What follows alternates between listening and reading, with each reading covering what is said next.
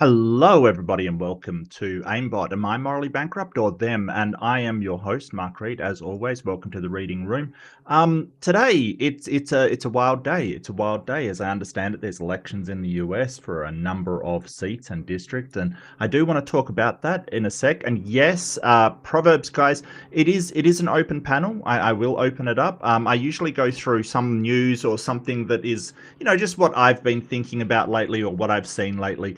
And I will open it up. It shouldn't be too long. So yeah, keep hold of your what you want to say there, and I will definitely open it up. First off, I want to talk about what happened over the weekend and into this week. It's actually pretty crazy what is happening with SNAP benefits in the US and um, the millions of people that are literally going to not get their benefits, and children that are gonna start really suffering because of what the government is doing. Um, it's very, very strange that they sort of. I know that the Democrats are in wanting to make a deal or something, and the government basically Trump's told them not to talk to them.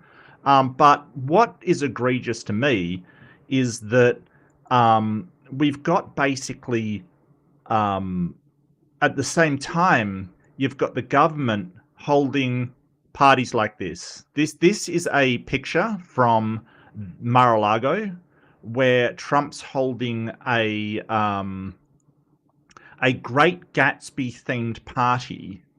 Right, this is a Great Gatsby themed party hosted at Mar-a-Lago just after they refused to send out SNAP benefits. Now, there is an emergency fund for SNAP benefits that they can use as an emergency if the supplies stop going out to people, which Trump apparently says he's not going to use. And they've already had a lawsuit basically saying that they have to use the emergency fund. And last I saw, Trump tweeted out that he wasn't going to use it. And this isn't political. This is literally people like that are going to starve while you've got somebody holding a lavish party. Now, if you don't know about The Great Gatsby, it's a book about the opulence and the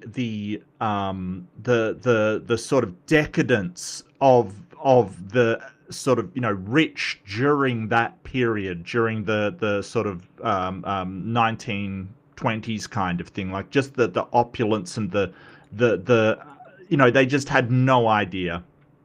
So this is yeah, no, hi Jedi, how you doing, mate? And yeah, let them eat cake, absolutely. This is kind of the moment where you go, hey, this is not cool, like seriously.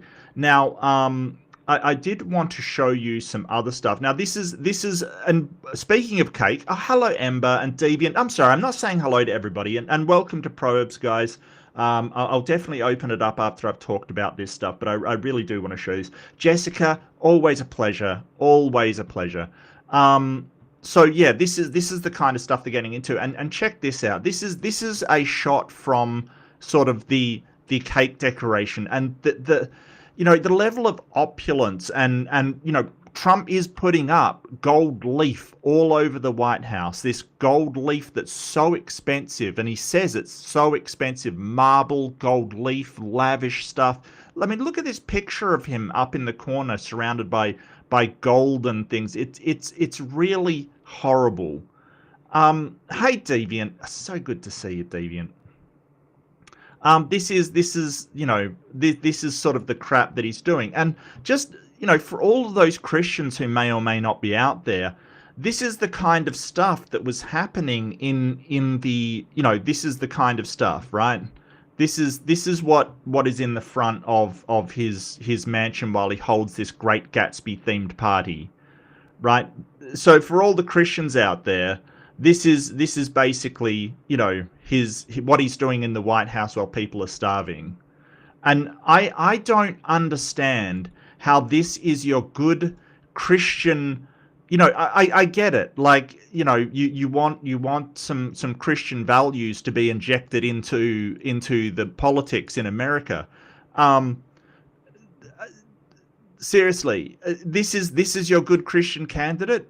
Okay, all right.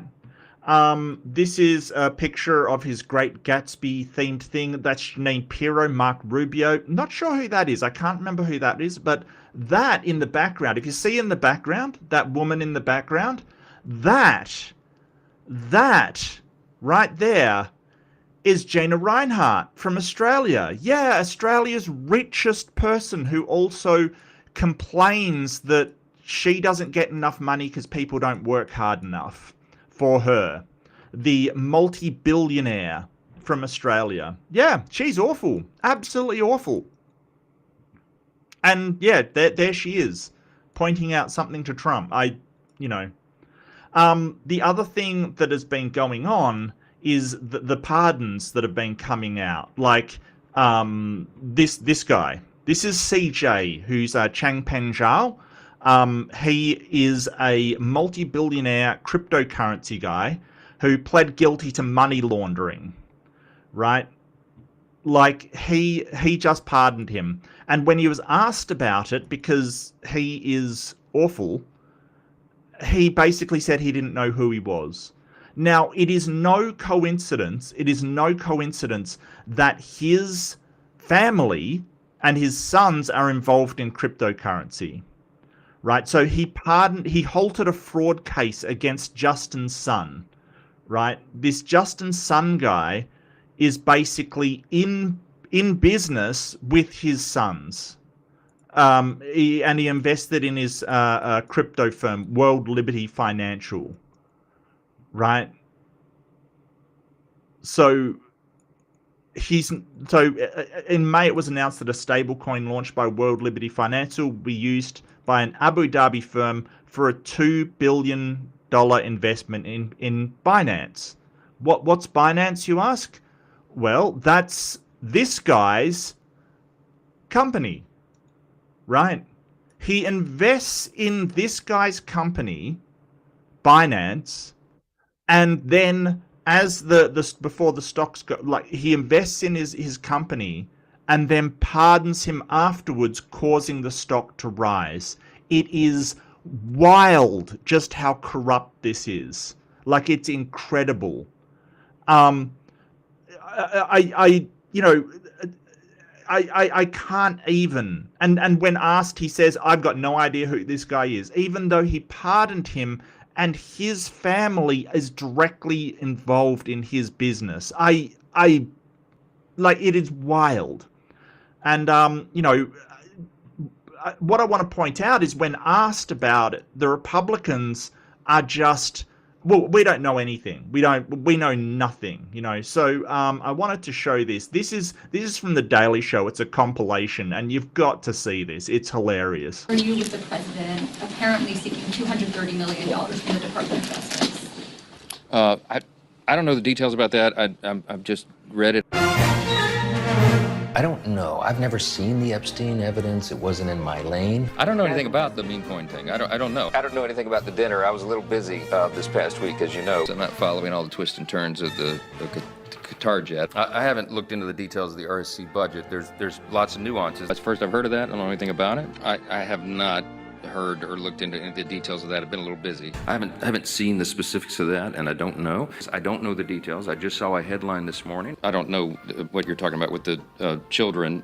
Look, I'm not going to make any detailed statement on this because I don't know the details. I've been very busy the last 48 hours or so. That performance in front of the generals, that I didn't see it. is so dangerous. I haven't seen it. I can't comment on it. I've been a little busy today. That's not my lane. I don't know. I don't know anything about it yet. I've been really busy, as you probably noticed. I don't know what Eric was saying because I only heard just a snippet there. I don't know the context. You just saw it, sir. So I just want to point out, like, to be this willfully ignorant kind of thing, like you have to really work hard to be this ignorant of everything. And Mike Johnson, so I think that what is happening is that in order to get their Project 2025 through, they are ignoring every single thing that the president is doing that is just just awful. Killing people, like literally killing them. Like these boats and things, like he's just killing them. It's ridiculous. Like they're just, we don't know anything about that. You cannot be that willfully ignorant. You have to address it. And basically in exchange for putting Christianity as the only religion in America, they are willing to do literally anything up to and including protecting child abuse. And while people suffer and starve, they're basically throwing Great Gatsby parties in the White House. Like, is that your good Christian values? Is that really who you want representing him? And I just want to say that there's going to be blowback about this. There's going to be repercussions, because if the churches and the Christians hold this guy up as their guy, they are complicit in it, and there's going to be, like, you imagine the incredible blowback that happened on the Catholic Church for covering up for Catholic priests and abusers. There's going to be blowback on the young earth and evangelicals about this one when it all comes out. And do you really want that to be your guy? I don't know, but they're backing him. Mike Johnson is a young earth creationist evangelical, and he is, I don't know anything about this. I don't question it. All right. But the truth will out. But that's sort of what I wanted to show you, and it's more just the insane hypocrisy of Christians who who are commanded in their religion to feed the hungry, literally backing somebody who lets the hungry starve and holds opulent dinners for their rich friends. Like, I just don't understand it. I just do not understand it. I don't think I ever will. It is incredible. It is incredible.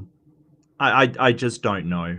Give me 1 second. I'll just get the link up and I'll open up the room. Thank you so much for your patience. I just have to say, like, seriously, I don't know who can still back this guy with any shred of conscience at all. It's incredible.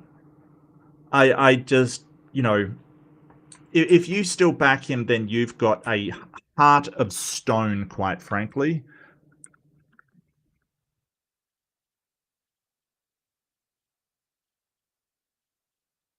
Okay, there is the link to join. I will pin that in the comments. Pin.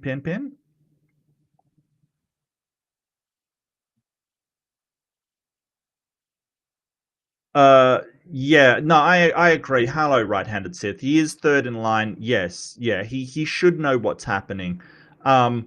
It's kind of wild. Like, anytime a Democrat does something even, and don't get me wrong, I'm not a huge fan of the Democrats either, I'll tell you that right now. But, I think that when you are that high up in the establishment, you should know what's going on. Anytime some Democrat does something slightly wrong, they know exactly all about it. It's horrible. Hello, Ems. How you doing? Hello. Yes, I am not early, Justin. How you doing, mate? How you doing? Oh, it's all right. Just did an experiment. Do you guys do the daylight savings time thing? Yeah. Well, we don't. No, we don't do daylight savings where I am. No, absolutely Okay, not. that I may don't get explain why people think there's the year earlier. Because this past Sunday we did our time change. Oh, okay. Yeah. It was So we're November the now, 2nd, I think it was. Yeah. Yeah. Yeah. Adventures keeps things interesting. Yeah. Absolutely. But yeah, it's been interesting. Hello, Robin. Hello, Jester. Yeah, no, I hate that Jester guy. Why does he keep showing up? Seriously, that as long as that Jester guy doesn't show up, it's like he's following you around, Jester. I think he's stalking you, quite frankly. Like a I shadow. like a shadow. Yeah, yeah. Great Depression. Yeah, I'm really sorry, Jed. I don't know what to say. It's just, I it's I think that they admitted on Fox recently that there were some industries in recession. I don't think it's a depression yet, but it's definitely recession. At least some industries are in recession, like tourism, for instance. Oh Tourism, yeah. the arse has dropped out of tourism. Like it is insane.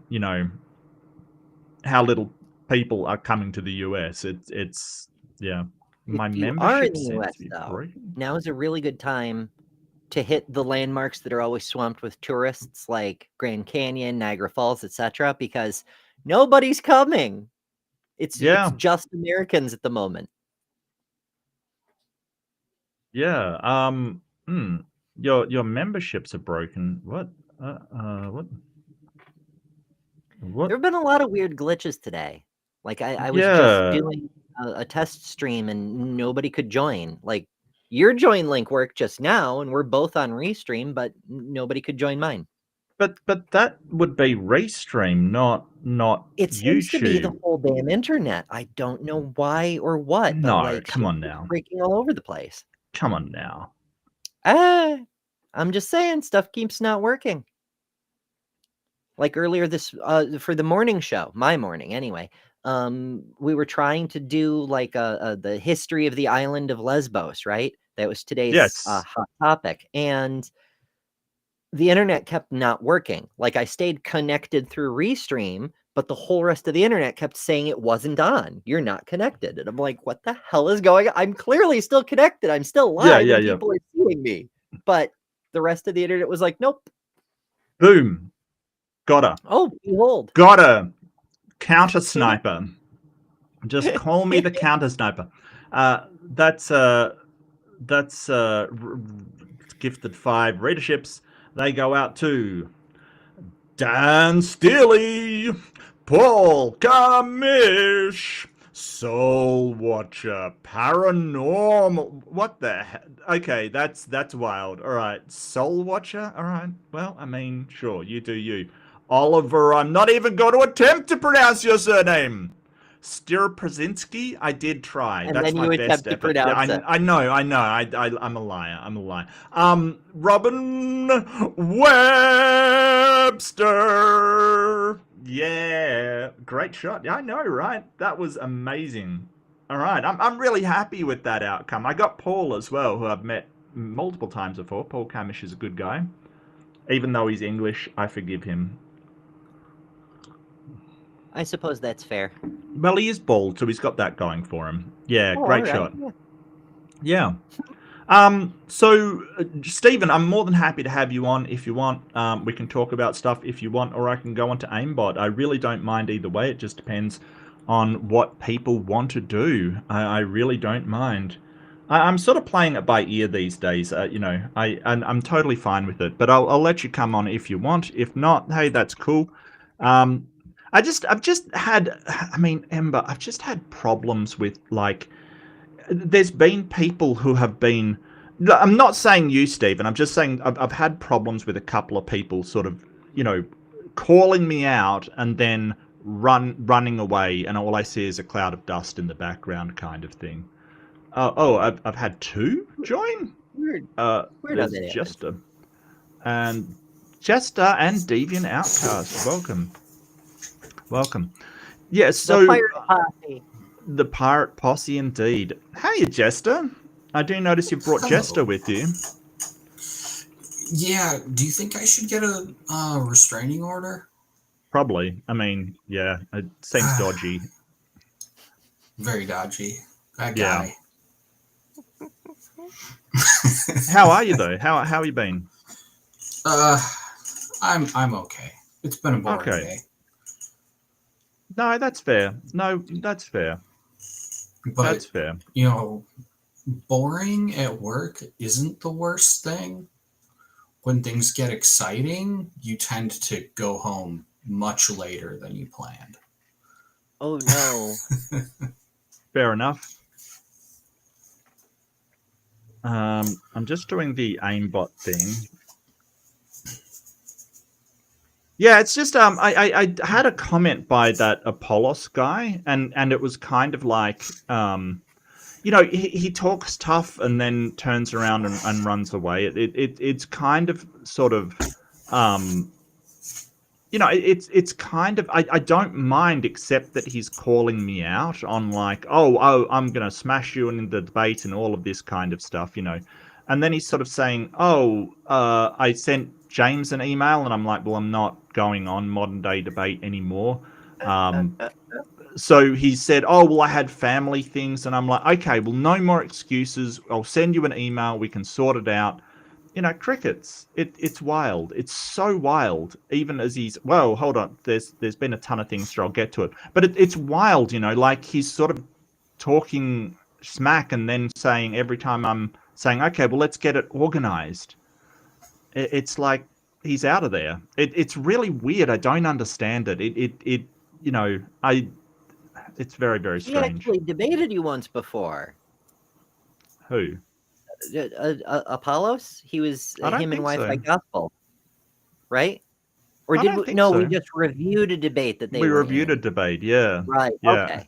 And that's when it started, because he was like, oh, your review was totally bad, and you know, you had all these terrible takes and stuff, and I'm gonna do a response to it that's gonna leave you floored, and I could beat you in a debate easily, you know, I wouldn't even try. And it's just like, okay, well, let's debate. And he's like, no, I've got too much stuff on, and I've got all these. And then I noticed him popping up on, you know, going on people's channels and stuff. So I said, hey, I thought you were all too busy to debate. And he's like, no, I this, that. It's just, dude, what are you doing? Like, seriously. Okay, well, I've got the left-handed Jedi. Used the Force and got 10 memberships through. These aren't the memberships you are looking for. Nice. We're doing Jedi things up in here. Go for it. I wish I had props. I don't have a Jedi prop. The only thing I've got near me is a wig, so that's fine. That's fine. So that went out to Liberatis Dragon, Regios, Dr. Necrotech, Cool Sapphire, Equatorial Poles, Light. Thanks, Sapphire's awesome. Anarchic Fox, Leo, Phileas, Citizen 9, Caterpillar. Haven't seen Cat. I saw Catter the other day. They are awesome. They're awesome person. Reed and Ryan. Coltastic. Nice. Love it. Winners, chicken dinners. Enjoy your emotes and other benefits. Woo! I have one of those too, Mark. Other Mark. Yeah. So we can. My force goes both ways. I don't like seeing my name in grey. Why are you in grey? That's what I don't understand. You're definitely a member. I don't. Okay, YouTube's being weird. I just have swords, so. You just have swords? Oh, those are over by the door. Yeah. Oh, you're gonna tell Lupin to come on? Okay, well, I mean, sure, if you must, I guess. I have a dirk. A dirk? Oh God, really? Yeah. I'm not sure if Deviant, is your sound working, or are you just being a little shy? Are you being a little shy? No, I guess that your sound isn't working, is what I would guess. I would say. Am I coming through? You're coming Mama. through. Yeah, you are, Mama, but Good. not Deviant. Good to see Yeah, you. no, I would say so. I've never heard you this quiet, Deviant. I've never heard you. Yep. Well, I mean, I'm going to assume that no Lupin. Uh, Lupin's another one of those chest beating people. It's kind of, yeah, I'm a little bit over it, but that's okay. Jester, could you mute yourself if you're typing, because your keyboard is so freaking loud. Like, seriously. You need a filter for that stuff, my guy. My guy, you need a filter. I've got a filter. When it's off, people are so mad at me, and rightfully so. Well, No. if you want to help me with tech stuff Hello. behind the scenes one day, Ooh. I'd Okay. appreciate Can you hear it. Yes. Yes, we can hear you. Oh, awesome! Yay! Yes. Yay! I don't know The why it universe does that. couldn't compete against our love. Exactly. It's really strange.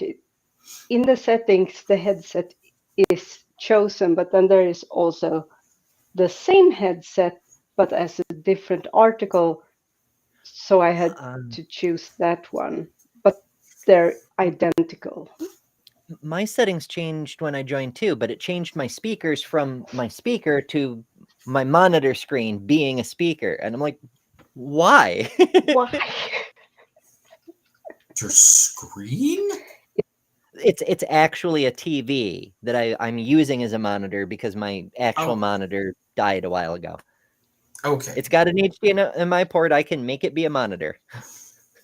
I mean, my camera is kind of the same thing at the moment. Like, if I turn it on, you're going to be just... Booyah! There's my Xbox. Okay. How are you, Deviant? How are you doing? I'm doing good. I'm officially, in every sense of the word, what in Swedish is called sambo, and Sut calls it zombie, but it means Sambo. cohabitating. Okay. Okay. So You're very, yeah. In Sweden, you can get married, and that of course changes things legally, or yeah, it's a legal contract, as we all know, or a social legal thingamajig. But we have sort of the same thing if you're cohabitating as a couple. So there are certain rights and things that each of us have. Like, for instance, the apartment we're having now, or where we live now, it's technically Sut's apartment because he's on the contract. But if he were to disappear from this planet, please don't. Why would he disappear from this planet? Because Rapture. I just realized that I did not feel good saying my beloved Sut would die. But if that were to happen, if we weren't cohabitating, I wouldn't have any right to the apartment, even if we had been living here for like 30 years, let's say.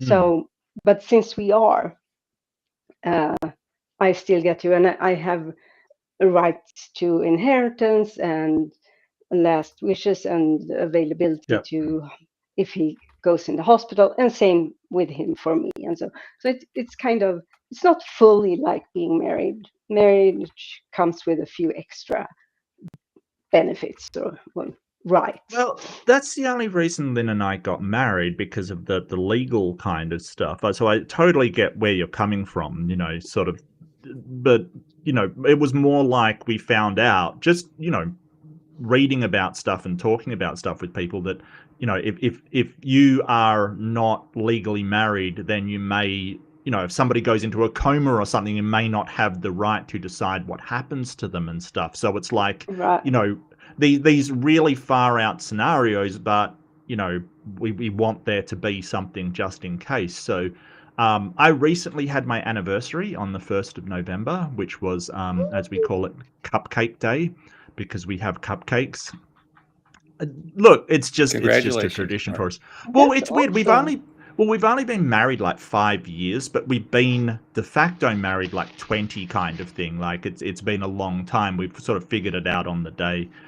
So yeah, it was great. It was fantastic. So I totally get you. But you know, one of the things that occurred to me, I mean, this was ages ago. It occurred to me, but when you fall in love with somebody and you spend your life with them, is it better to die first or die last?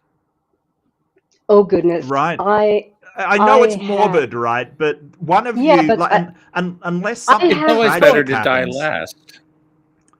is it? I have I thought would say it's about always it. better to die last.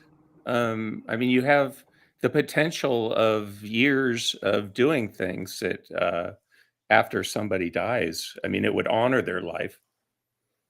Yeah, I just that Ye- amount of But pain, you know, would be crippling. You know, like that would be horrible. yeah, And I yeah, mean the way I have mourned the two cats that I have had in my life. your family Uh, members, yeah. exactly. To because these are the things that I think about. Like I was before I met Sut, I was imagining a future where I didn't want to live, but I had to because I couldn't abandon people in my life, like my brother, for instance. But the way he's living his life, it's likely that he will go way before me. So in that scenario, it was like, okay, I have to just go through life waiting for one day to the next, so it can be the next after that, so it can be the und so weiter. And then I have to see him go and my mom go and everyone go, and there I am. Now I don't feel like that. I don't have that. It's just a waiting game. I'm in a position where for literally the first time in my life, I want to be in the here and now every single second. But I also cannot wait for tomorrow because it's going to be just as awesome. And to think that one day one of us is going to poop away. I don't want him, I don't want Sut to be left behind. But I also don't know how the fridge am I gonna handle life without him. Well, I mean, it's hard. Not just I vary from day to day. Like I can be asked on 2 different days, and I think it's, you know, kind of thing. But I think that, you know, grief's one of those things that it's a process of getting through, and then, you know, once you're through it, it never leaves. But you know, there's definitely an upside kind of thing. So on another day, I might agree with Big Bad Mama, but you know, like if I go first, then I'm not going to have to experience that. But then again, I won't experience anything, right? Like I won't experience any kind of happiness either. And you know, Isn't accepting death, though, part of life? Part of sure. experiencing life is accepting death. Well, you Well, accept it, but you try to fight against it as much as, you know, don't go quietly into that night Right. kind of thing, right? Like yeah, you you don't accept have it. to Yeah. accept it. Right. It's going to happen whether you want it or not, but you don't have to Mhm. accept it. That's the point. You try to have a good life and fight against it as much as you can, knowing that that fight is inevitable. That's the whole You point. know, But you can't control when other when other people are going to die, you can't control of course that. not. And so when Of it course not. happens, Of course, you can fight that, and not feel anything, try to not feel anything, or you can go and experience those feelings. I think that's important. of course, it's very, very important to even be able to heal. But the way I look at it is, I've never had what I have with soot. I've never had in my life with anyone. I've never had the sense of safety and security that he gives me. Not even since I was born, as a baby or a child. And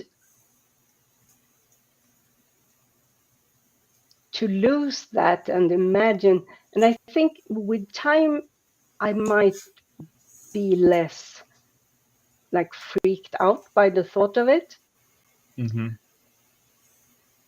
But now it's still such a new experience for me that I don't want to lose it. I don't want to go back and feeling like I'm just floating around in nothing. That kind of resonates with me. When I was younger, I didn't think I'd make it past 30 with the lifestyle that I was leading, kind of thing. So that kind of resonates with me. So I was sort of like, well, I'm just, hanging in there, waiting for, whatever ultimately is going to take me out. I didn't. I survived it, and now I'm very happy with my life. Yeah, me too. Seems there's some form of correlation there, doesn't it? It's like all the ones who are like, yeah, no, I'm gonna live a short life, and then years later they're like, I didn't think I was gonna make it this. And then all your friends who are like, yeah, when I'm 35, I'm gonna be doing this. And then you sit there and you go, man, what happened to them in college was pretty messed up.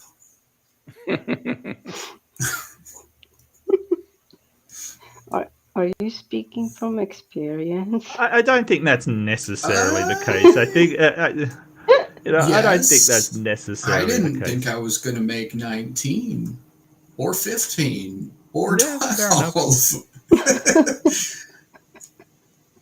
This might be shocking, but I was the kid who, was doing the stupid stunts in. Oh, really? Well, I would never have guessed. I always get accused of that shit too. Like I'd just be like, "Oh look, a cliff. Let's climb it for science." And people be like, "Ember, that cliff is made of sand. You will die." I didn't die, but for science. I remember we built a wall with some electrical connections, a light switch, and a outlet for a lamp for woodshop.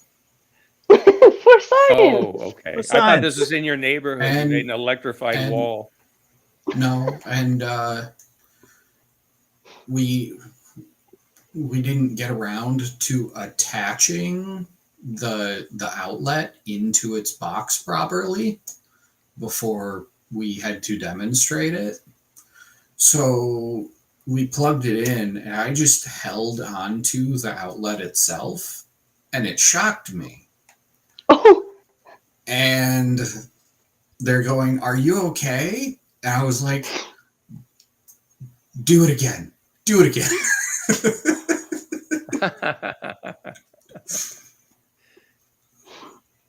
Yeah, Did it feel good? Has anyone been in a near death situation? Like, yes, I've been in a couple, and one was like an accident, and another was I almost drowned. So like it's very weird the way that I don't know my experience of it, the sort of slowing of time and like there's a certain calmness that you have when in that situation. I don't know if your experience has been the same, but I was incredibly calm and sort of resigned. Like I remember it was a really, really rainy day, really stormy. Did a right hand turn, which is left for Americans. Just saying, I'm upside down, so you have to swap it over. Just saying. It was a dark and stormy night in right, Alpha dark Silicon. stone. But like, just a car was flying around a sort of blind corner and stamped on their brakes, and obviously they didn't pump their brake. They just slid down the road towards me, and I remember just this. Like, I went, "Oh, okay, I'm probably going to die here," and I actually had the clarity to think, okay, I've got a passenger in the back. Can I get that passenger out of the way of where they're going to hit, kind of thing? Like, I remember having that clarity to think that. And I was like, the calmness that flooded over me was actually really surprising. I thought I would panic and stuff like that. I was really calm about it, you know? I was just sort of like, okay, what can I do to minimize damage on the way out? Which was weird. Yeah, I mean, it was the same for me, especially when the time when I fell over a banister on the 5th floor, but it was really the 6th floor because the flooring, it was 5th living floor, and then there was a basement, and I fell over, and I was just extremely calm. I mean, I saw everything like through what's the word? Like a tunnel. Everything on narrowed vision kind of thing. Yeah. And I focused in on one of the rails that went from the banister and into the concrete, and I reached out my hand and managed to get a grip of it, but my hand slid alongside this. I said the word recently. Not the banister, either way. I grabbed. Can you describe it? Like the pins, the sticks, the outer metal that goes from a banister down to the floor. Oh, the railings. The railings. There we go. I managed to get a grip around it, but my hand slid and I smashed it against the concrete floor. So this was a stair, like a stairwell, with a huge opening in the middle, and the stairs went around and upwards or downwards. That was a spiral staircase. Yeah, with a hole that were like 4 or 5 meters in diameter. And when it hit, it of course hurt like hell. That was the first thing.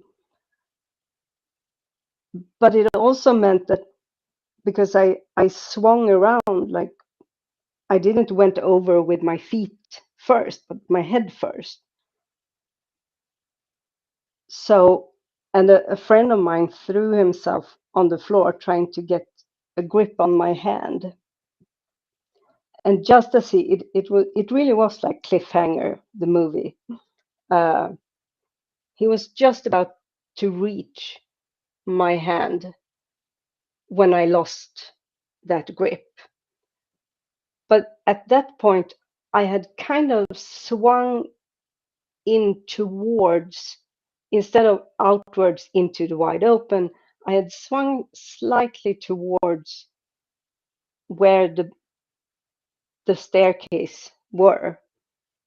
So when I came to the level of the next floor, I hit my leg on the banister, and that slowed me down, so I could get a grip around the banister, a real grip around the banister.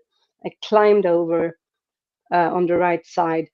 I smiled like a lunatic, probably, and I jogged back up to my waiting friends who looked at me like I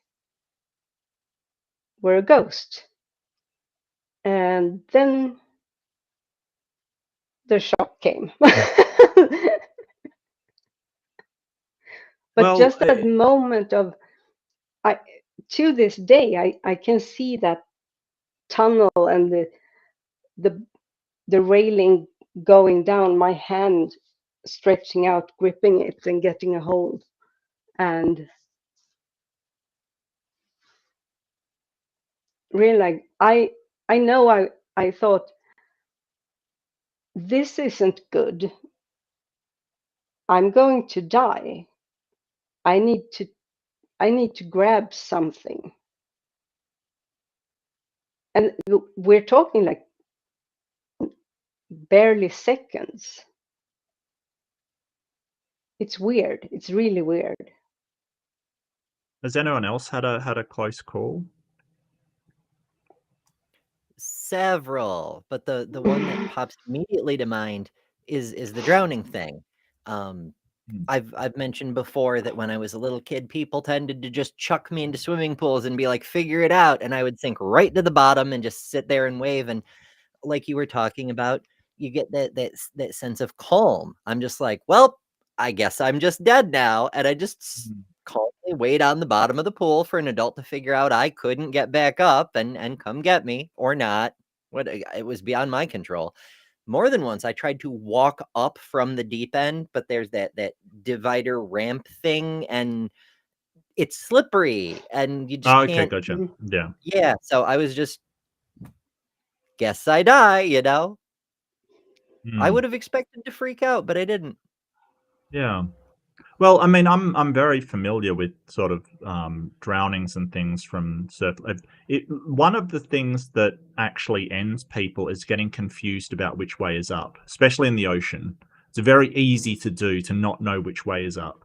And all I can say is keep calm, blow bubbles, just a few bubbles, and follow wherever the bubbles go. That might save your life. Always good advice. Mm-hmm. Oh, is that because you get disoriented? Yep, especially if you're drunk, like people drunk swimming, which is where I nearly drowned. Like they'll have some drinks, go to the beach, like get sort of out a bit and get confused about which way is up and swim down. And by the time they realize that they've hit the bottom, because your inner ear doesn't work properly, by the time they realize they hit the bottom, they don't have enough oxygen to get back up to the top, so they'll drown. It's a big problem. So if you are confused about which way to go, just blow some bubbles. Don't just panic and swim in a direction, and follow the bubbles. Even if it doesn't seem logical, you know, even if it seems like, hey, I'm sure down's this way. If you blow bubbles and they go that way, just follow them. Like seriously, you'll get to the top. The bubbles are better than your current drunken sense of direction. Just saying. Mm-hmm. I just had a little look. Pac-Man is doing some election stuff. It looks like Virginia was won by the Democrat against. I don't get that. The Virginia governor's race was like this black woman against another woman. I can't remember her name. Spanberger. Yeah, very weird name, Spanberger. But she was kind of going. She went on Fox and kind of was going, oh, well, how come Obama isn't supporting me for this race? And it's like, my sister in Christ, you're like, you're a Trump supporter and a Republican, and you support all of these horrible policies. But she's like, oh, it's so horrible that Obama's supporting Kamala and he won't support me. He's not really for black. And it's like, why do you do this identity politics? Like, he's not supporting Kamala because she's a black woman specifically. It's because her policies support everybody, like people that aren't in the best place, like, it's so and weird. that they align with his own ideas. So Yep. of course he's gonna back. But I have to ask, is her name Spermberger? Spanberger, I believe it is. Hang on a sec, I'll have a look. Spanberger. Oh, okay. Spanberger. Sorry, that was probably my accent that did that. All you heard was. Yeah. I mean, she's trying to appeal to the Trump supporters, and there's a lot of racism in Trump supporters. So she's going to use race, right? Yes, correct. She's using the wrong race. But it's still identity politics, right? It's still like, vote for me because I am an X. And, that's one of the things that made me mad about Hillary, because I cannot stand that woman. And she was like, well, if you don't vote for me, you're not in support of women's rights. It's like, no, it's got, like, stop using this identity thing of, if you are an X, then you should vote for me. You should be saying it is in your best interest to vote for me, not just because I am a whatever. Has that ever worked? Because we had a governor or a candidate for governor here in New York some years ago. I was still in high school, so 90s-ish. And damn it, TLDR, his entire campaign was, vote for me because I'm a black man. He had no platform, just I am a black man. And I would hear people talk in the checkout lines at grocery stores and say, it's about time New York had a black man. I'm like, what are we doing? Like, yes, by all means, we need to push back on racism, but don't vote for him because he's black. That's still racist. Even the rent is too damn high guy had more of a platform than that, and he had only had one platform, and that was the rent is too damn high. You got to appreciate that platform. Yeah. And I mean, the cost of living crisis is hitting everywhere. It's wild. Didn't Trump run on the, basically vote for me because I'm a white man? Not really, no. He made a lot of promises, don't forget. I would say he ran on that for sure. I mean, when he's saying that they're eating my dogs and cats, what is he saying? That's anti-immigration. When they're eating the dogs and cats. Well, anti-immigration. Where was the immigration from in that case? Mexico Haiti, and Haiti. Yeah, Haiti. You're right. Yeah. It was Haiti. Uh-huh. So he was saying that the Haitians are eating cats and dogs. He wasn't saying that, the Canadians or whatever. He was doing that for a reason.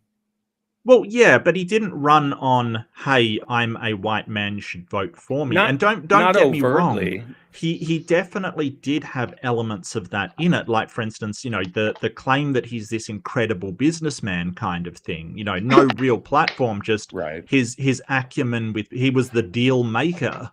But so much of it was just policy. And I mean, don't get me wrong, it wasn't well thought out or well fleshed out policy. It was basically just, hey, inflation's out of control, I'm going to bring it back on side. I'm going to stop bad immigrants and deport the criminal immigrants not even immigrants, the criminal illegal aliens inside of America. But he lied about almost everything, if not everything. A lot of people were surprised by, he's getting rid of all the immigrants, not just the bad ones he said he'd get. Well, yeah. Right. Yeah, he lied about that. He's going after the people in front of Home Depot and right. In fact, a lot of the people that help run our economy, he's getting rid of or trying to. Oh, absolutely. I mean, that's basically not really him. That's Stephen Miller all the way down. I mean, that is Stephen Miller's sort of, white utopia kind of thing. It's wild, how ridiculous that man is on what he imagines the United States to be. Well, that's why Trump hired him. Well, I think Trump's MAGA movement is a conglomeration of a lot of different right-wing ideologies that don't necessarily get along with one another. And he was sort of the pivotal factor that sort of tied them all together. So he basically courted the young earth creationist, fundamentalist Christians. He courted the tech billionaires. He courted the right-wing anti-immigration white supremacist movement from Stephen Miller and all of those guys. He basically brought them all together. But the thing that they should be realizing is we've seen this kind of thing before. And what happens is that once somebody who wants to create that authoritarian system gets in, he will destroy each and every one of them because they're a threat to his power.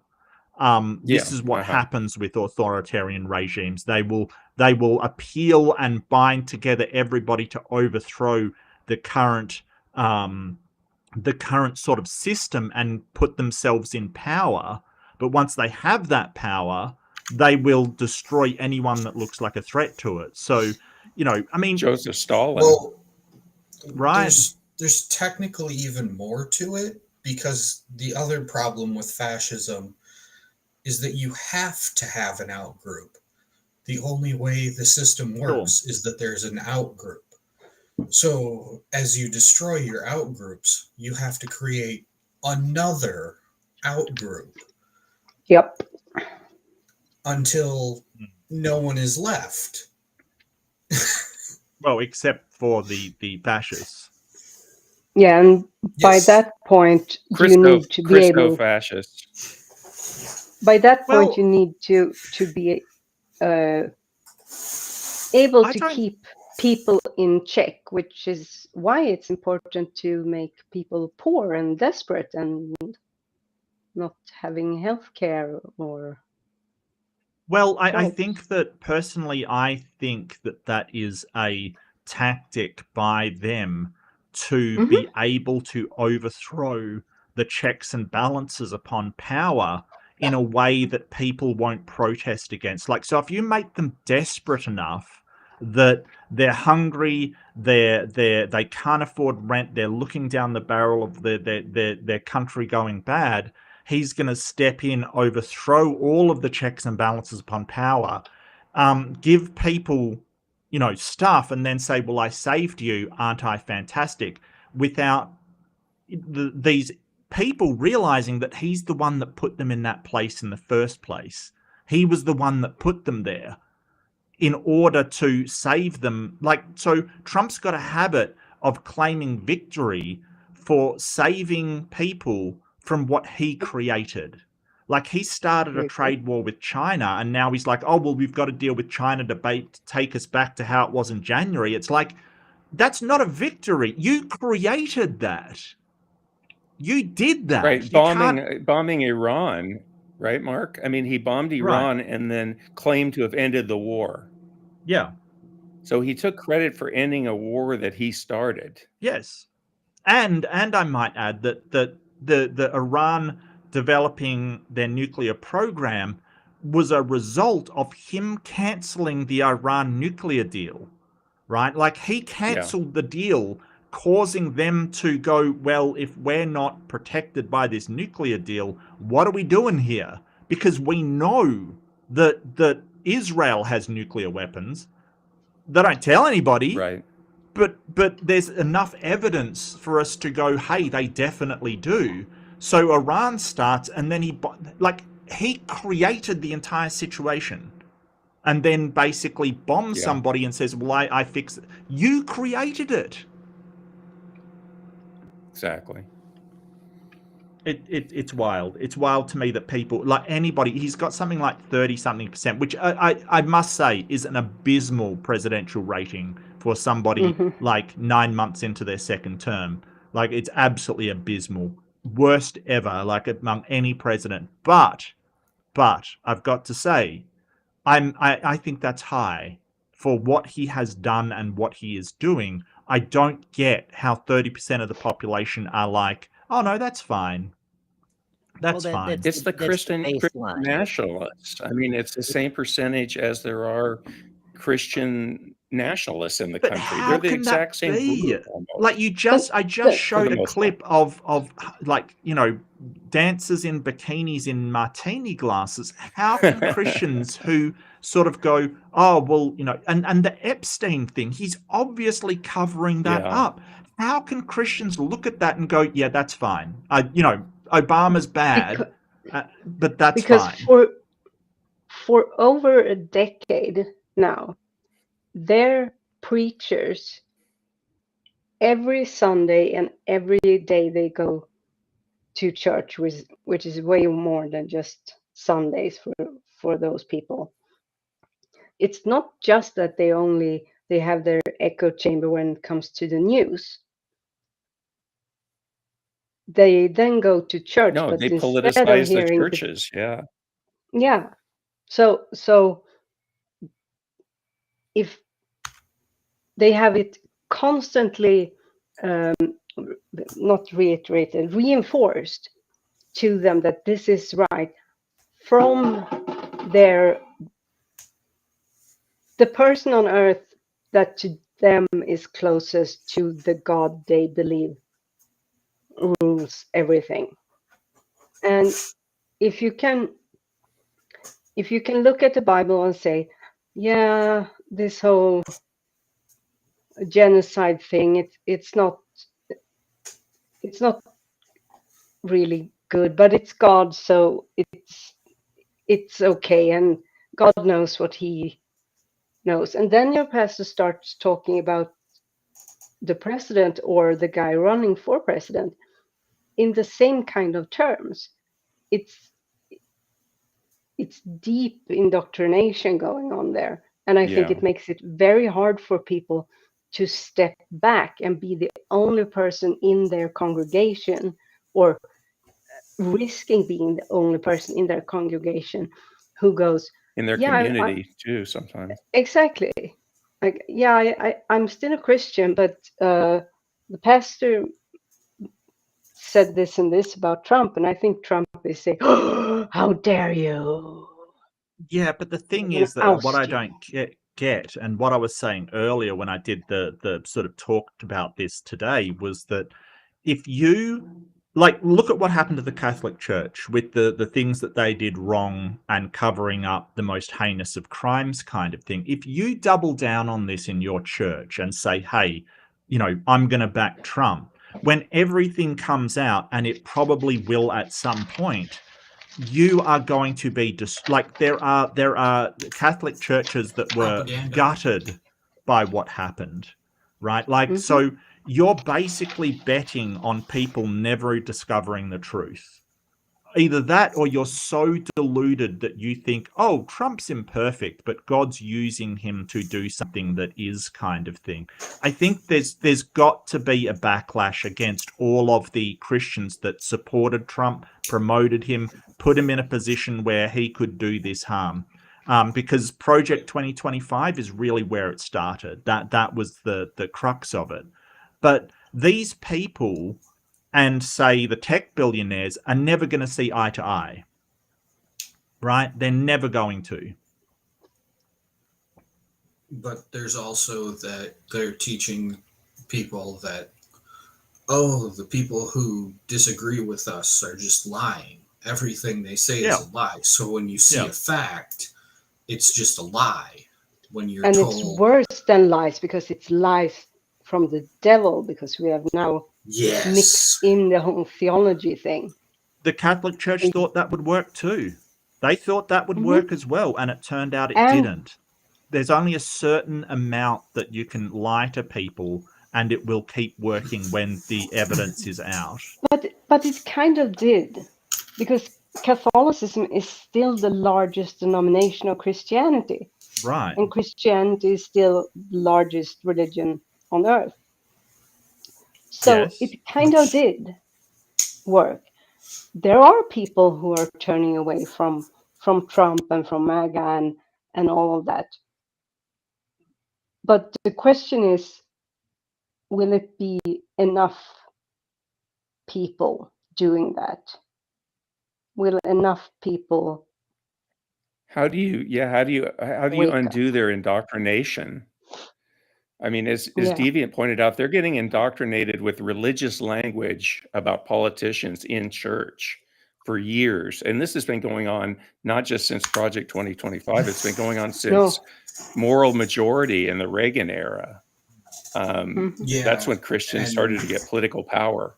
So this is like a generation, at least this has been going on. So, these people we know that their critical, this is going to sound mean, their critical thinking skills they don't add up sometimes. And, the belief in Noah's Ark, the belief in different parts of the Bible, that just extends to politics. They're susceptible to propaganda more than, I would say, people that have been maybe educated at a higher level. What do you think? Well, I would agree with you, but I mean the number of Catholics has dropped significantly. Like in 2023, there was 1.4 billion. Now it's down to 1.27. So,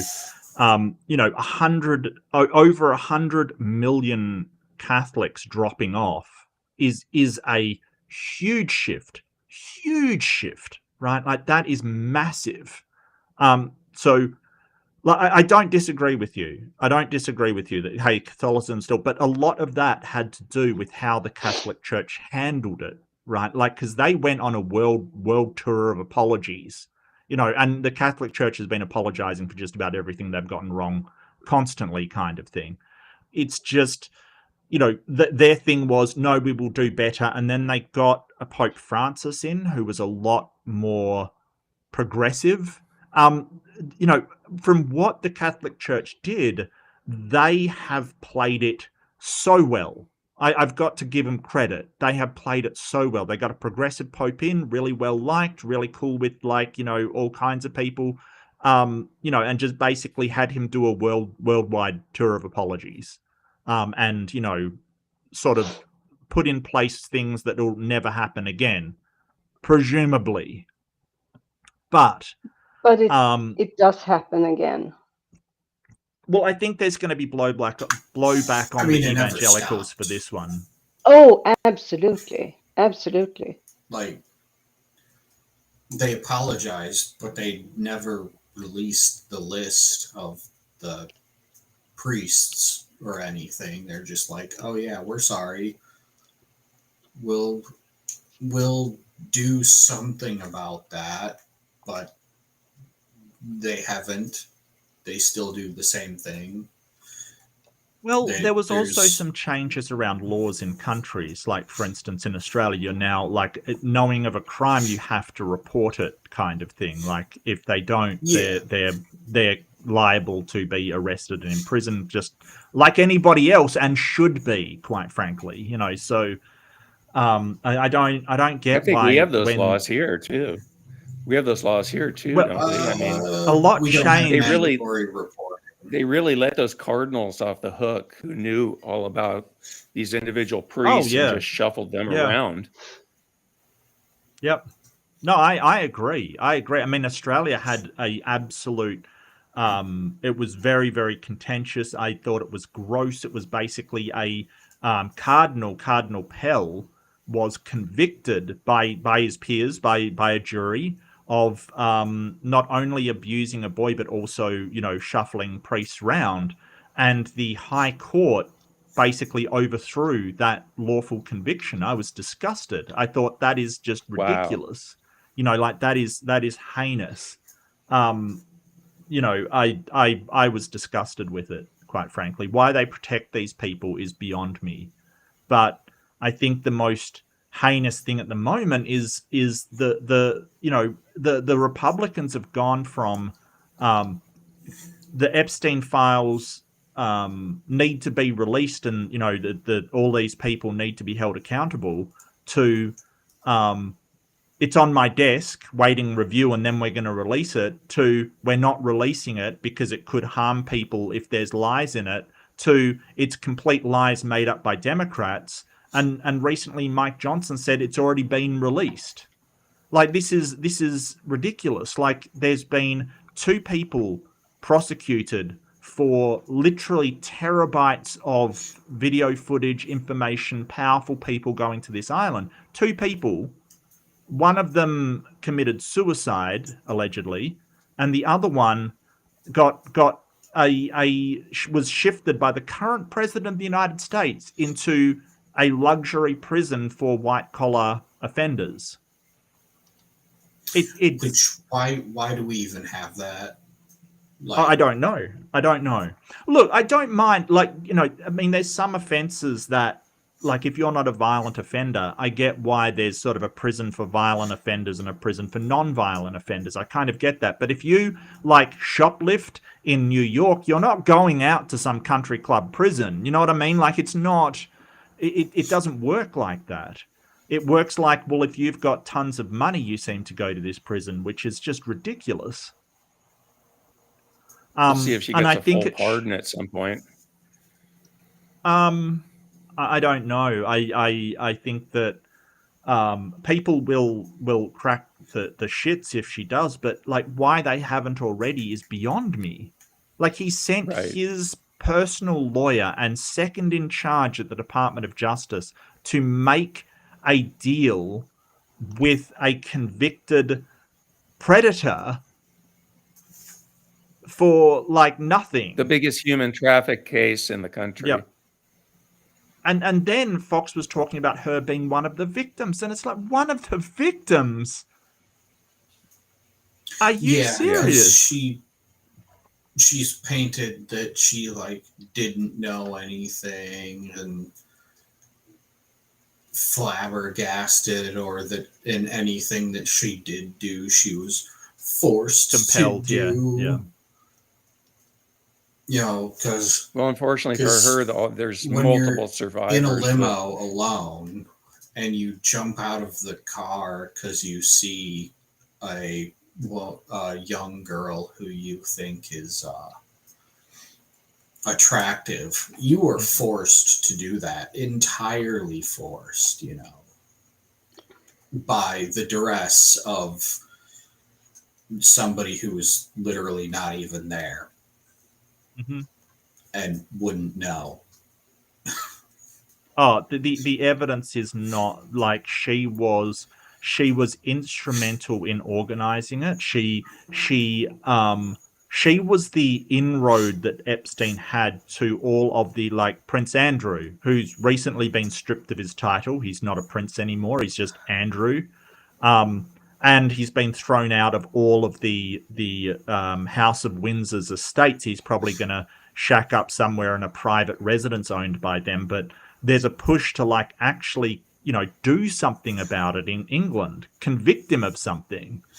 Because, I mean, you've got Virginia Dufresne, who died of suicide. There's been an incredible amount of people dying of suicide, by the way. And I just want to put on record, I am not thinking about it. And I definitely, you know, this is the joke. Every time someone talks about it, they have to say, hey, I'm not suicidal. Because so many people have dropped. And that was in Western Australia where I am. I was horrified to learn that. Horrified. And they've got a photo of him with her and she's underage. Like, it's just, like horrible. Horrible. I mean, Ghislaine Maxwell participated in the abuse as well. Yes. It wasn't just an organizational thing. There's a fine line between abuser and abusee. Like, people can be lured into it, abused, and then they participate. But this wasn't that. This was her managing the thing for him. Like, it wasn't just, she participated in some of these things. No, she was out scheduling, organizing, getting him into the environment that he needed to be in to recruit these vulnerable young girls. Like, it wasn't just, you know, this is an abuse victim who, you know, was forced to. No, absolutely not. No. It also strikes me every time, like, we come across things like this and we have like, look how far we've come. And I'm like, yeah, the same country that passed Magna Carta won't just charge this guy. Yep.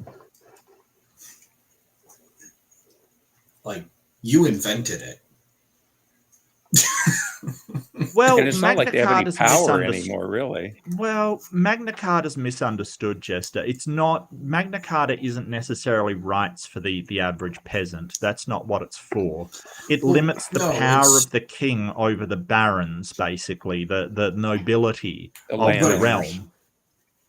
Right. Part of it was supposed to be that the king is not above the law. But by not charging Prince Andrew, they are proving wrong. Well, the thing about the king not being above the law, it really is in relation to the laws that the barons have to follow in governance of their provinces. So the king can't break the law as it pertains to the barons. The Magna Carta is all about the relationship between the king and the lords under him. It's not necessarily like, oh, you know, if you do this to the people, you have to be held accountable. That's not really what it is. It's a step in the right direction, but that's not what it is. Yeah, but also the concept should have evolved by now. If we've come this far, well, it has. It should have evolved, and he should be just getting charged. It has, and that's why the American Constitution is such an amazing document, because it establishes the president as a servant of the people, not the ruler of the people, right? Like, that is why it is such an amazing document, because it basically says that, hey, the president is just one of you in an elevated status who is serving the people to the best of their capacity. I don't know where America went wrong, but holy crap, that is not what it looks like at the moment. Yeah, unfortunately. No, it looks like the same thing as the Magna Carta. It's never running the show. Yep. It's never one thing. It's small changes over time that nobody bothered to pay attention to, because everybody wants to say, well, I don't like to get political. And they don't understand, like, it's never properly put in school as, listen, you can say you are apolitical, but politics is never a you. You are subject under politics, and therefore you must be political, or you will lose all your rights. I don't think that's necessarily the case, but I think that there's a lot of people that will say, "Oh, I hate politics," and then complain about, you know, the prices, or complain about how their money's being spent or whatever, and that's essentially politics. You know, that is what they say they're not participating in. So I think that everybody, like, I get what you mean, like, everybody participates in it, even if you're not participating, because, you know, it will be decided for you if you decide to have a neutral view. Like, somebody will go, okay, well, this is what we're going to do for you. Yeah, I'm not trying to say it's black and white. I'm saying no, I got you. By not participating, you are allowing the slow wave, the crushing force to come. Like,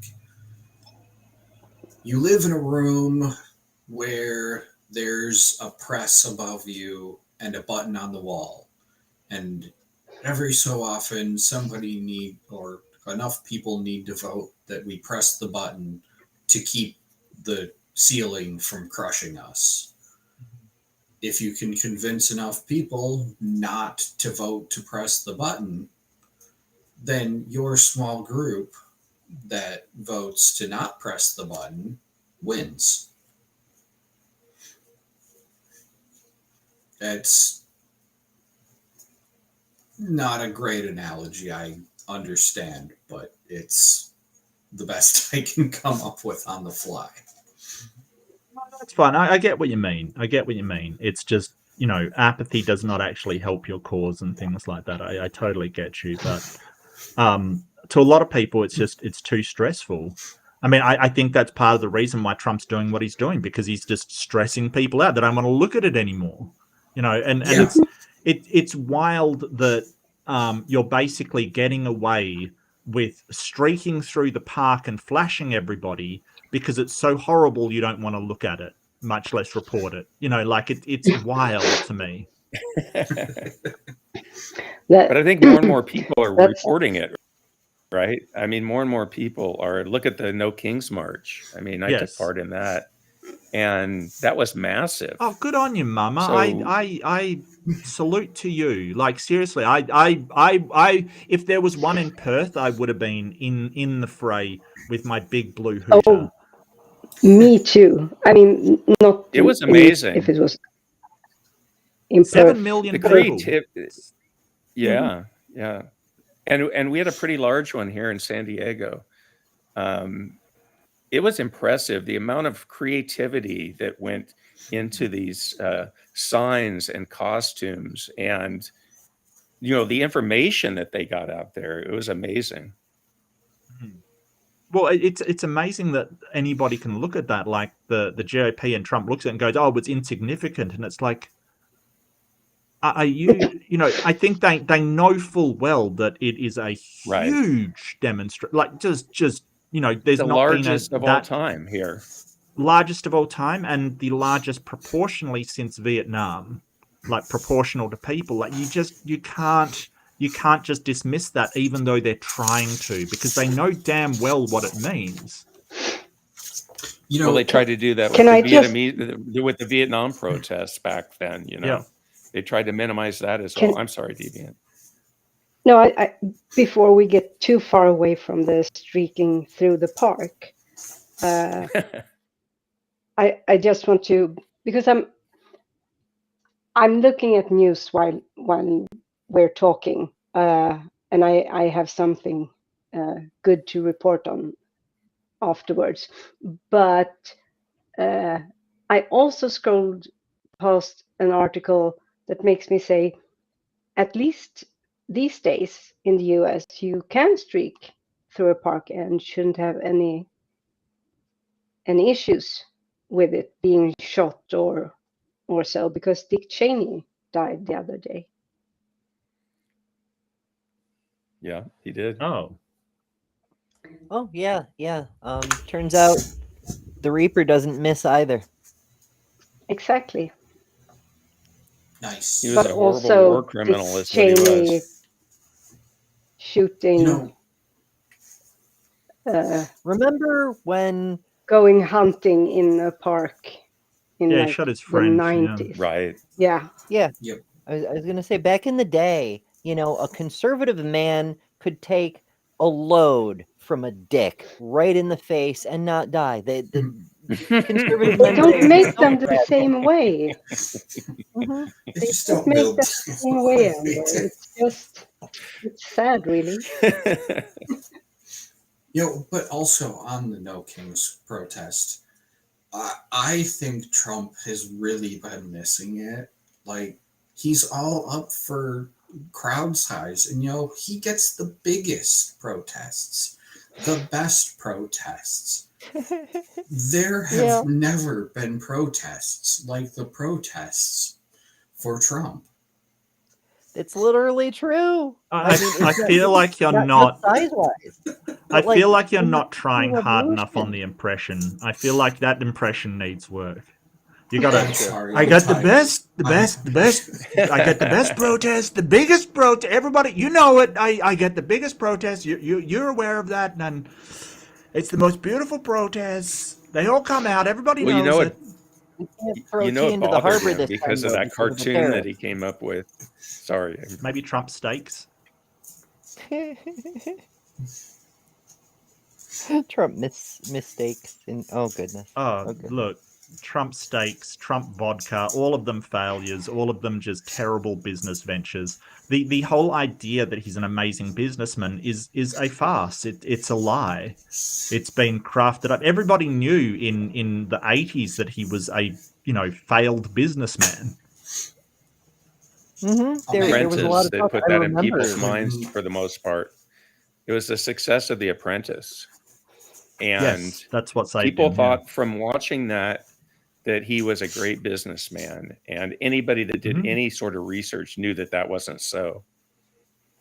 And they thought that because they presupposed that if he was in that program, of course he was a brilliant businessman. No, and everyone no. knew he was rich. Because if he was doing a TV show and, you know, he wasn't a great businessman, because if he was, he'd be out doing business opportunities, not doing a talk show. I mean, you have others like the Shark Tank, right? But they are after business opportunities. They're not there to make money from the show. They're there to make money from the products people bring on. Like, you know... Well, they're doing both. Well, yeah, I mean, they are making, but primarily they're interested in their business, not in the show. And his like claim to fame on how he's a good businessman is the tagline, "You're fired." You know what great businessmen don't have to do very often? Fire people. Because they got good candidates who will last for years when they first hired them, or at least got rid of them quickly enough. And they know how to manage. Well, my favorite thing about Trump's business acumen was the negotiation with the author who ghostwrote The Art of the Deal was so ineptly done that this author wound up with a contract that gave him 50% of the royalties into perpetuity. It is by far the most lucrative author deal ever. Or to put it another way, the most badly negotiated deal from the nominal fake author's perspective ever, by millions of dollars. It's Art of the Deal, though. Love it. Oh yeah, and, you know, I knew about I was going to bring it up. Left-handed though Jedi brings up a great point, and part that I didn't even know about it. He lost money owning a casino. Lost money during the '80s property boom. You failed to run a casino in Vegas in the '80s. Yeah, 6 casinos in total. Across the various continents. Good job. Great. Hey, Simon. Hello, guys. In Atlanta, I'll also add. In Atlanta. Right? Home of the partying Atlantic City. Atlantic City, yeah, sorry. My. Good to see you, Simos. Hello, guys. Hello. It's getting funky in here now. How you doing, I just want to add in. I just also want to add in that his start not just was financed by his father, also involved shady deals in New York with a criminal sect. Oh yeah, he's always had dodgy contacts, and I mean Epstein's just a long line of dodgy contacts that he's had, but the temerity of this guy to like pardon shuffle around Ghislaine Maxwell, and when they say like, what do you think of Ghislaine Maxwell, he's like, who is that? It's like, are you like, I'm reminded of, did anyone see that movie Into the Spider-Verse, the animated movie with Miles Morales? And like the security guard goes, "Oh, I've got you now, Morales," and he's like, in his head he goes, "Oh, play dumb," and then he goes, "Who's Morales?" and then his head's voice goes, "Not that dumb." That's what I feel like that is. Like, what do you think about Ghislaine Maxwell? And he's like, "Who's that?" And I feel like, you know, not that dumb, you know, like, of course he knows. Like, there are so many pictures of them together. He sent the second in command of the DOG to talk. Like, he absolutely knows who she is. She was a friend of his for like 10 years. He wished her well. Right. But then the next time he's asked, he goes, "Who is that? I don't know who that is." It's like, you can't play that dumb. Seriously, you can't. Anyway. He just pardoned a crypto scammer who has been working with his family. And when they asked him about it, "Oh, I don't know who that is." Yes. You just signed a pardon for him, so you... Yeah, I showed a video. I said on a podcast the other day that he wears plausible deniability like a cloak. It's not plausible. That's the thing. Like I I've mean, said in the past, it's gone from plausible deniability to denial of reality. That's what's happened. Like it's not even plausible. It is just gaslighting and denying reality. Actually, like this exists. To you, it's wild Mark, to me. There's 35% of the population that still agree with him. Well, that's the Yeah, art. it's baffling. If you look at Bill Clinton's record, right? I mean, he was like, I don't even know what that word means. I never had sexual relations with that woman. Really? Really? Yeah, I mean that was just an outright lie, but he's just as bad. I mean, if you crack the Epstein files, he's definitely going to be in there, like 100%. There's no question in my mind that Bill Clinton's going to be in there. Yeah, I mean, maybe not quite as in depth as other people, but he's certainly going to be there because of the relationship. I mean, he's known him for like since the 80s. Right? He's called him one of his best friends. Right? They're misogynists apart. You know what I mean? And what do you expect? New York City for Mamdani. There you go. What? I thought it was too early to call. It is a bit early still. They've only got Yeah. 60% of the vote in, so it could still theoretically switch. But NBC has decided they're going to put their check mark on They're going to call it. Zorod. Okay, that's great. Yeah. But you know, it's a weird day when you've got to give credit to somebody for a proper lie. But at least when Bush said I may have smoked, but I didn't inhale, it at least accepted the reality that he was caught doing something and took some credit while... That was Clinton. Yeah, it was Clinton. Oh, that was Clinton? Yeah. Bush just out and out snorted coke, I think. He never denied it. Well, which Bush, senior or junior? GW. No. Clinton was definitely the I didn't inhale guy. That was absolutely Clinton. Yeah. I think Hitchens was at school with him. Not school, college or university with him. And Hitchens said, "Oh yeah, no, he was one of the biggest tokers out there, you know, Mr. Party Man." I mean, My of course, response why to not? it was cool. He He's had rich. fun. He was young. He was in college. It's fine. We've all been there.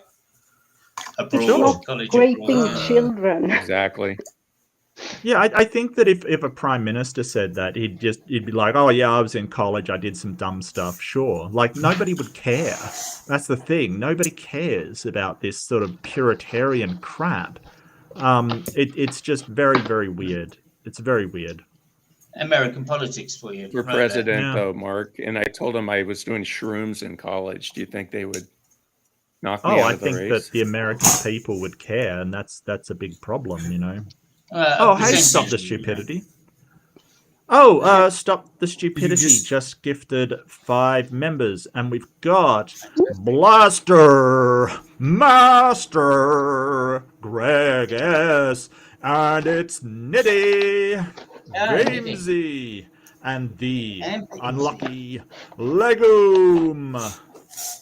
Congratulations, Listen, winners, chicken dinners. Enjoy your emotes and other privileges. And thank you so much, Stop the Stupidity. We're just talking about stupidity. So, yeah, you haven't stopped anything. But I forgive you. It's not your fault. It's not your fault that stupidity is pernicious. Not your fault. Sorry, go ahead. Yeah. Listen, Mama. Go ahead. So can I or did I interrupt someone? I mean, it's just why are you up, Simos? It's like 2:30 in the morning for you. You crazy prick. What are you doing up? Like what are you doing? Yeah. I slept. Yeah. I slept okay. earlier. How you been feeling lately? You okay? I'm okay. Yeah. Good. Still just waiting on the operation now. So yep. It'll be any day.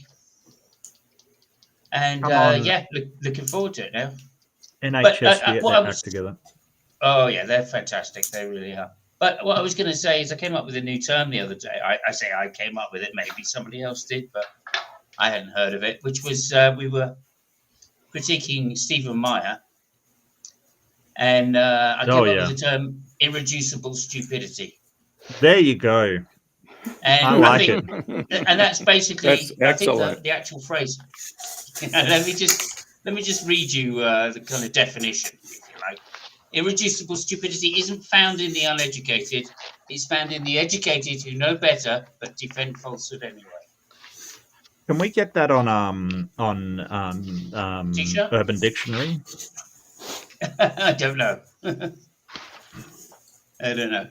But anyway, like to me, that's it. Kind of like summed up Stephen Meyer. But the more I think about it, the more applicable it is to so many other people, and I think Trump is one of them. But a lot of the sycophants, especially, are guilty of this around him. You know. Unfortunately, yeah. JFK Jr. especially was the one that Christopher. Oh, that's RFK. RFK, beg your pardon. Yeah. This is my ignorance showing again. All these damn political dynasties. Yeah. I'll type that in so you've got it. Personally, Mama, I think that if you ran and said that you had done shrooms, you know, they would be perfectly fine with that, you know, but that percentage of the population would require you to go on an entire press conference and tour to apologize for accepting that Ember is a woman. Well, and it also depends on whether you're a Christian or not. I think that if you're a Christian and say, hey, I'm a sinner and I did this in the past, they would be like, oh, that's fine. But if you're like just an atheist and said, yeah, no, I did something in college, they're going to say, no, that's irredeemable kind of thing. I feel like they're you know, this current level of identity politics, it all depends on what you are, not what your actual policies are. And that's really bad. That's really bad. Yeah. I think it's worse that I'm an atheist as opposed to taking shrooms. I mean, there's never been an atheist president. Well, not openly atheist, but yeah. What was the one that? What was the Jefferson? Jefferson, that's the one. Thank you. How did you read my mind, Ember? Well, they were. Wasn't he a? He was a deist. He was a deist. He was a deist. He's not an atheist. Yeah. Deist. Yeah, but when you get sworn in on a book of laws instead of a holy book, it's sending a signal. Yeah. Especially I if he went interesting. he spent time in France with a few atheists there. Oh, it's those French intelligentsia, they're bad influence, my friend. Yeah. Yeah, I find it interesting that Washington, nobody really knows. He never really discussed it. He went to church every Sunday, but there was kind of a level of he seemed to do it because it is the thing that you do on Sunday. A lot of it is social and community, sure. He did it because Martha made him, and so that people would let him keep his slaves. Have you seen there's a movie coming out about Washington, like an action movie, and it's just like, come on, like, do we have to do this? Like, seriously, Well, like Abraham Lincoln Zombie Hunter? Abraham Lincoln Vampire Hunter. Vampire It was Hunter. clearly a vampire hunter. That wasn't patriotism porn. That was just a fun story. I do not believe that Denzel Washington had slaves. What? Denzel Washington. Is that who you're talking about? Yeah, obviously. George obviously. Washington. Yeah. Oh yeah. The most famous Washington that's ever been. The most, yeah. The most famous. I mean, the most widely was circulated Washington photos. like Denzel. Well, pictures. Actually, now that we have a God-fearing Englishman in the chat, I think I can ask, what do you think of Andrew Simos? Because I'm not going to call him a prince anymore. He's not a prince anymore. Yeah, I'm happy. Obviously. Do you think he should be prosecuted? Yeah, of course he should. Of course he should be prosecuted. The why poor isn't darling he? that he. Like, well, because the whole conspiracy thing, they don't want to open it up. That's the same reason that she was for it though. She was exed. No, no. Just.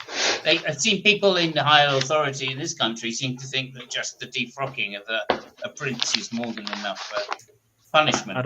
I don't see why. I mean, the main girl No. he did it with has, you know, died of suicide, Yeah. basically. So I don't see why yeah. she'd get a free pass. Allegedly, yeah, because her brother says no.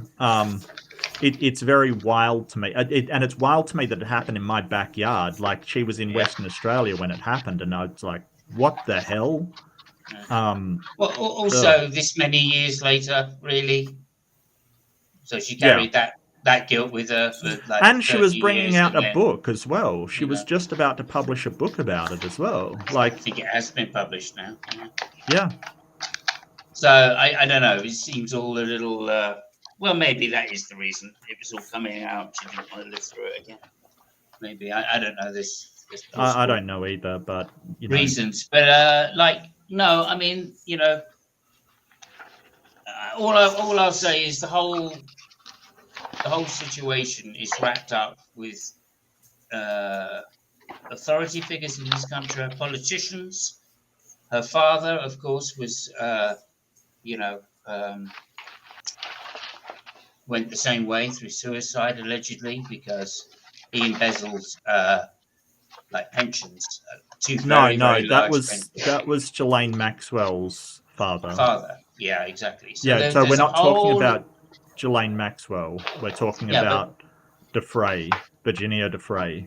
Yeah, I know. But she was the one that trafficked Virginia, right? Yes. Okay, so I'm just saying the whole connections, all of the connections in this country, yes, are all high up. They're all very, what's the word? Corrupt in terms of the law, what people have done with the law, the judge system in this country, the relationship between the royals and the judges and the politicians, right, and the media. Right, Maxwell is a paper owner. Papers. Yeah, his major rival was Murdoch, I believe. Like Rupert Murdoch, who is like an evil. He is one of the most evil, horrible people in the frigging world. Absolutely, and Maxwell was very heavily connected. So like the whole thing just is rotten to the core, and absolutely stinks of people of privilege going back. But shouldn't that be why we should uncover it and hold people account? Like, isn't it? Like, shouldn't you just rip that Band-Aid off and hold people to account? You know, like, I don't get why we're basically going, oh, well, the corrupt people up the top won't investigate it. Who cares? Like, that isn't acceptable to me. Like, it is that, you know, if corrupt people are covering it up, you prosecute them too. Like, and let the chips fall where they may. They're like, oh, it's all these people we rely on. No, we don't need these people. They need us. Yeah, but who's going to prosecute them? The DOJ is completely corrupt. Well, I don't think that everybody is. Yeah. That's what I'm saying. There's connections and there's connections. So even if somebody did slightly lower down, go, yeah, we're going to take this forward, they're going to get stamped on. Right? They're going to get discredited. They're going to get, you know, a lot of not with enough public pressure. Enough public pressure, and they have to do something. That was the whole thing about the Catholic Church. They had the same connections. One might argue they had better connections, and they still were held accountable at the end of the day. You know, I refuse to believe that there's nothing we can do about it. Yeah, I mean, as I say, I'm coming from a British-centric viewpoint, and you know, once you get the royals involved with, you know, with the judges, and you've got no chance. They own the system. They own the politicians. So I mean, I don't know. Like when Maxwell did his thing, he never got any recompense, right? You know, he was told to do one.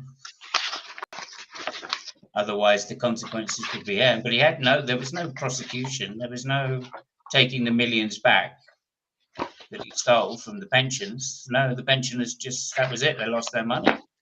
No compensation whatsoever. There's no justice done. Did he go to jail for any period of time, or was he going to No, go to jail? no. Didn't he die before he went to jail? I think that's the case, yeah. It was a long time ago. My recollection is not perfect on it.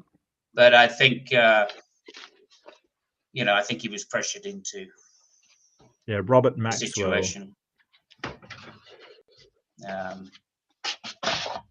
He stole so much money from, as I say, pensioners. To the point You've got a lot of background noise there, Simos.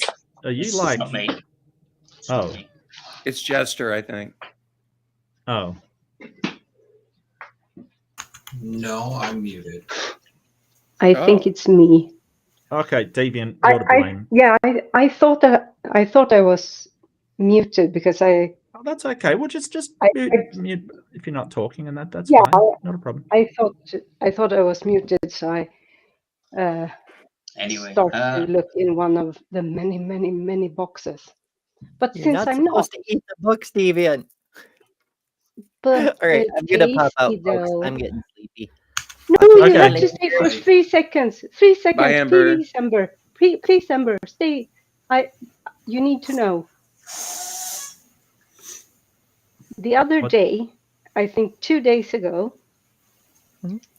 Sweden decided to refuse. So, religious institutions and churches and so on gets a stipend or whatever you want to call it from the state. They get funding from the state. For what? But from now, Jehovah's Witnesses will no longer be getting those money because they do not accept LGBTQI people. Hey. I mean, it's progress. I'd like them to have taken official status away from the JWs before now for other reasons, like the ongoing constant sex abuse scandals, for example. Sure. But I mean, we'll take a win where we can. Exactly. That's what I was thinking. Like, so we have tried earlier. We as a country has tried earlier. The last time it was decided that religious freedom, yada yada yada, and the state had to pay them money. In Norway, they are trying to do the same thing, but it's a long and outdrawn legal process that's still going on. It's been going on since like 2017 or something like that. Yeah, I thought Norway already had, because they were doing hate group stuff about the like 3 Islamic immigrants or something like that. Like they just keep getting into trouble for being hateful assholes in like every conceivable way. It's almost like they have a holy book that tells them to be assholes or something. Oh wait, that is true. That's literally what's happening. What? No, but I thought it's not like the bestest of best ever, but it's still a good thing, and it shows that even though we at the moment has a government that leans to the right, we actually have a far right party in our government, which is just insane. But they too are LGBTQIA affirming. And I'm glad that at least it's viewed as you can't just treat people like shit and blame it on your religion. Right. Mhm. I mean, So Well, it's I great for another take it reason. as a win. It doesn't make us best. Nothing does, but a step in a a long progressive country. way. I do like the rates of happiness from the Scandinavian countries, which seem to be quite happy. You know, Norway, Sweden, Finland, Mhm. you know, Netherlands, Belgium. They all seem to have like this whole idea that without Christianity the country collapses is just total horse shit. It is so Yeah. bad, you know. So, but if you are leaving, Amber, I might wrap up there because we're coming up on 2 hours. But yeah, I've really enjoyed talking to everybody. It's been fantastic. So I will, if you want to plug something, if anyone wants to plug something, please do go for it. Plug away. Just And if plug you want away to there. plug something, oh wait, Yeah, Bentley lost that Brentley's thing. not doing that anymore. Look, you can Alas. still. Like you could do Well, your water thing. If you've got a leak, you've got to plug. Does that It's work? It's true. filters. Yeah. Okay. Gotcha. I mean, it kinda, yeah. You need I to get just, wet. Need to plug any hole. You know, we've got a filter that'll fit your needs. You know, Yeah. Nice. Epic Water Nice. Filters. EpicWaterFilters.com. Code Ember15 for 15% off. Epic water. Water filters. Water filters. What were you saying, Somebody to help me Simos? make a whole Simos, thing. I It'll haven't be seen amazing. State of the Onion up, but I certainly keep it in mind if ever I'm up early Okay. and, you know, I trying haven't to been, get onto some. I haven't been doing them recently, but I probably will That's do all right. one maybe next week. I don't know. I've been in and out of hospital, so just Oh, well, I waiting for hope this you're getting operation. better. Yeah, Oh yeah, yeah, yeah. no, I'm Like, just give waiting. me a They heads up, call you mate. in. They call you in, and then they Yeah. say it's not good, and then they send you home again. So back and forth. But I will No, just fair. plug on Christopher Mouty's channel doing Mhm. the Otherhood, Oh, which yeah, is yeah, yeah, yeah, yeah. the pseudoscience of racism. Yeah. Basically, that's the main topic. Oh, I So, didn't come on that last time because I had a show to start. Like I would have liked to, but last time he gave me a heads up. I was kind of busy. But it is yeah, really good. He's doing a lot of really good stuff about yes. you know, basically sociology and the psychology of social interaction with this sort of preponderance to other people into these categories who are being ignored, marginalized, and basically used as a scapegoat for, well, just about everything, really. So he called his channel The Otherhood, and it's That's right. basically the neighborhood of others, you know, who aren't adhering to that acceptable kind of thing. So I'll throw that into the chat. Please do subscribe to Maudi if you do like Please do. talking about psychology, sociology, and you know, just other interesting stuff. Cool. Look, I'm a big fan of Maudi. Don't tell him that, but I'm a big fan of Maudi. I think he says some really interesting stuff. He does a lot of stuff on examining intelligence and what it actually means, which Yeah, we don't kind really of. have a Yeah. clue. We don't really I know. know, It's so basically. it's as I say, it's about the pseudoscience of scientific racism, as it's been called over the last 50 Yeah. years. And it's about he's done a series on the history of it. Race And realism. I suppose that's the Like, the new name for it, I guess. yeah. And Well, that's what they call it, and it's Sure. stupid. Yeah, I mean, it's just under another name, right? So, Yeah. the Pioneer Fund, Discovery Institute, Templeton Foundation, they all have the same far right Christian ethics, and they hide behind the, as I say, pseudoscience of various different types, mainly, say, IQ. And so, yeah, it's basically debunking that and showing the history of it, the names and the people that are associated with it, and how they've changed their name over the years to hide their identities. But it's still going on in the background. And recently, it's been a connection to Trump, obviously, and this new kind of attitude in politics of trying to appeal to further and further right in America, which is, linked in heavily with this pseudoscience, of which RFK is a good example, I feel. Oh yeah. So yeah, that's basically what it's about, and I think it's very interesting stuff.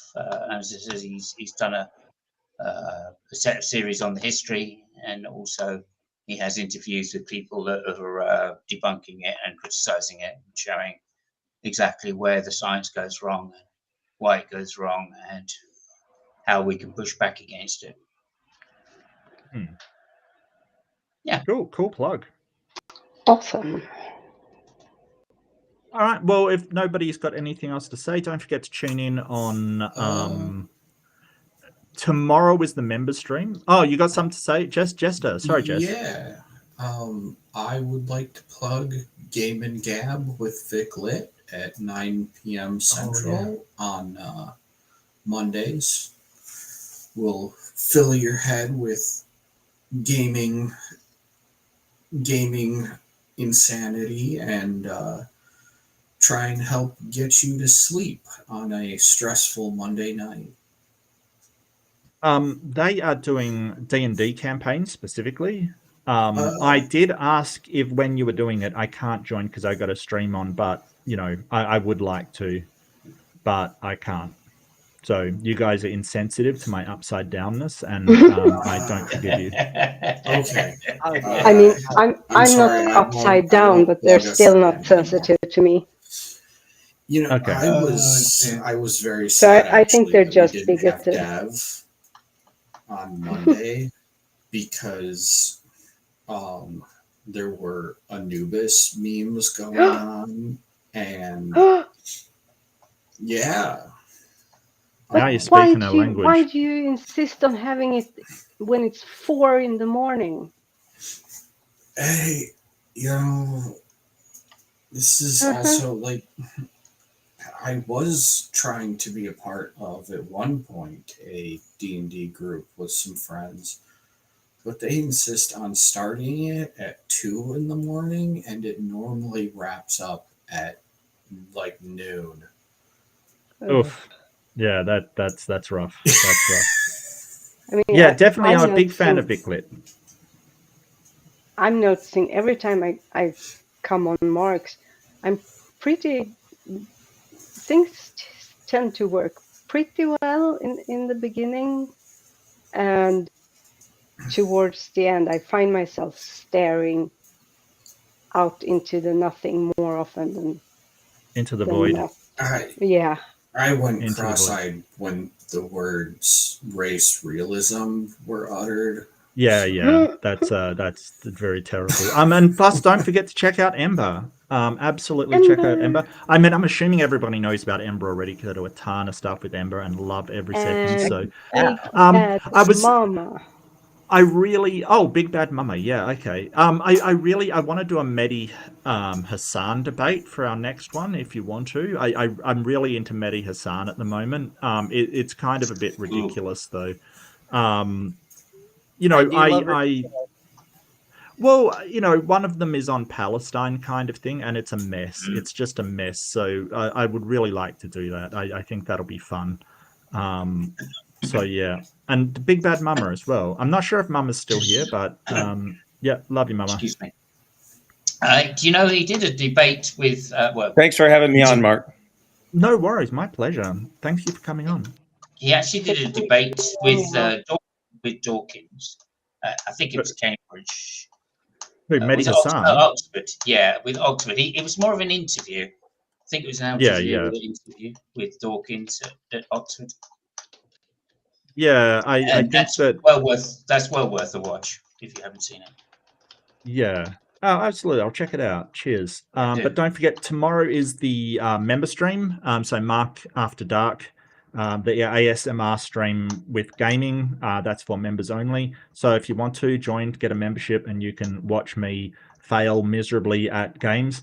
We've also got Fundamentalist Fails on Thursday night Eastern Time or Friday my time. But thank you so much, everybody. I've really enjoyed this. Has been a great conversation. I've got to vent about stuff that's been bothering me, which I always appreciate. So be kind to yourself, be kind to each other, like and subscribe, and goodbye. Or hang on a second, I had this second go. Ayol. Is it adjö? Heyo. I don't know. Adjö. Well, what I'm saying. it's supposed to be Swedish for goodbye, but I can't do it properly, obviously. Adjö. Adjö. Adjö. Adjö. Adjö. I'm just mispronouncing. Anyway, Adjö. right. Nobody Hej likes då. Swedish anyway. I do. The fish are Hej delightful. då.